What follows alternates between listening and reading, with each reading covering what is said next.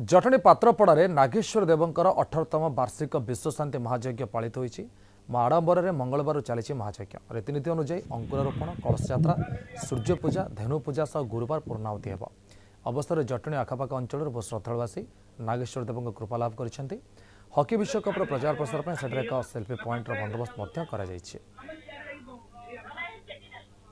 आशीर्वाद आज ये पीठ 18 वर्ष भितर एत सुंदर भाव में गढ़ी तोली होती एत सुंदर कारुकार्य होती तेणु आम चाहूँ ये जो विश्वशांति महायज्ञटा करुचु आम ओडिशार मंगल हो गाँव मंगल हो भारतर मंगल हो विश्वर मंगल पाई ये विश्वशांति महायज्ञ होची। एटा हमर पात्रपड़ा नागेश्वर मंदिर प्रांगण रे होईची 18तम जन्मवार्षिक उत्सव होइबारु महायज्ञ चलची। सब मोर मनस्कामना पूर्ण होईची।